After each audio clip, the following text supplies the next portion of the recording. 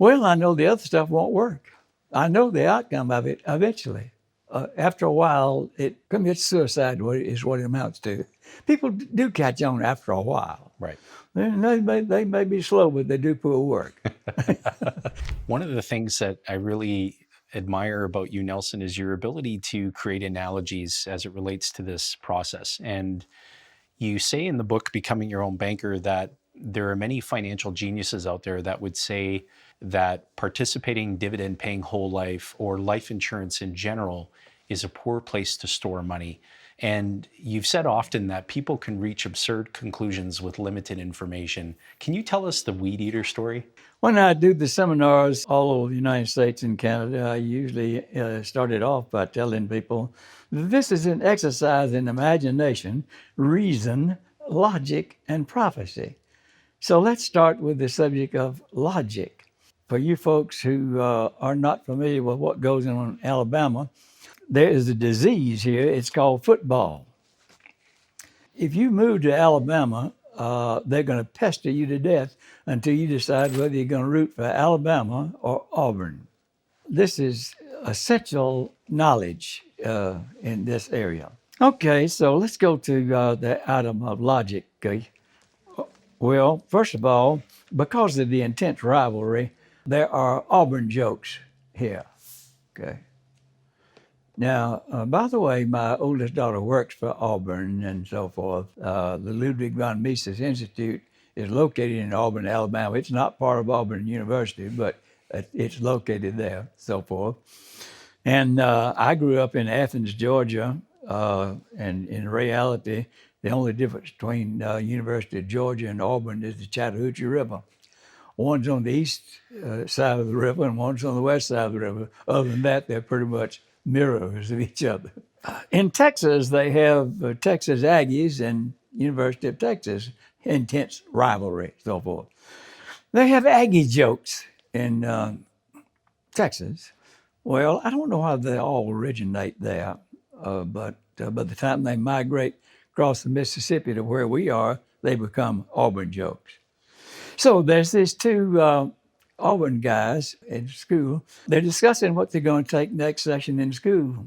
One said, I just signed up for this new course that Auburn's offering in logic. His friend said, what's that? He said, look, I can learn a great deal about you in a relatively short period of time with just a few questions, the use of logic. For instance, do you own a weed eater? And he says, yes. Well, logic tell me you're a homeowner. Yes. Well, logic tell me you might be married then. Yes. Well, logic tell me you might even have children. Yes, we have two. He said, well, logic tells me that you're heterosexual.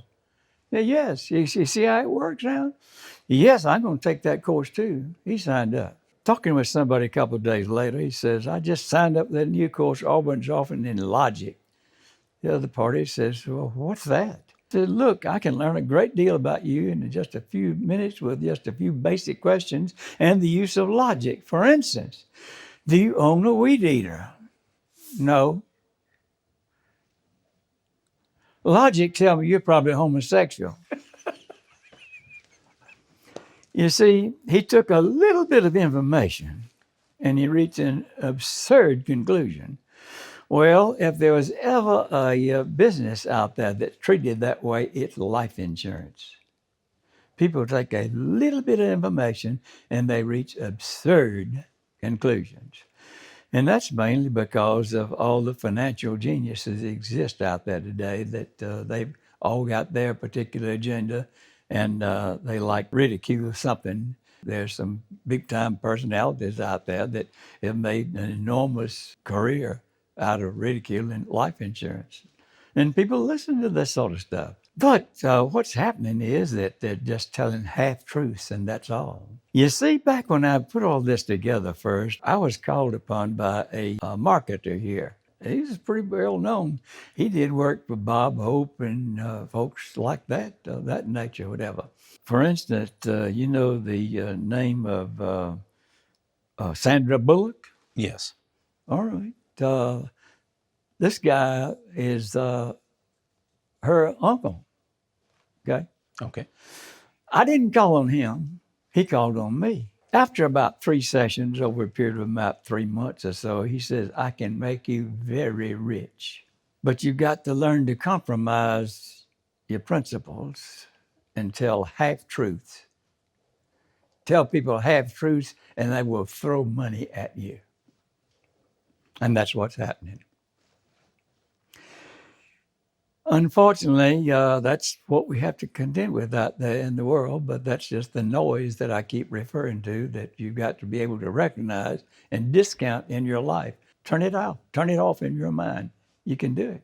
I really appreciate you sharing that story, because for those of us who have come to know you so well over the years, it really is a testament to your integrity and wanting to preserve the integrity of what you developed and pioneered. Well, I know the other stuff won't work. I know the outcome of it eventually. After a while, it commits suicide, is what it amounts to. People do catch on after a while. Right. They may be slow, but they do pull work.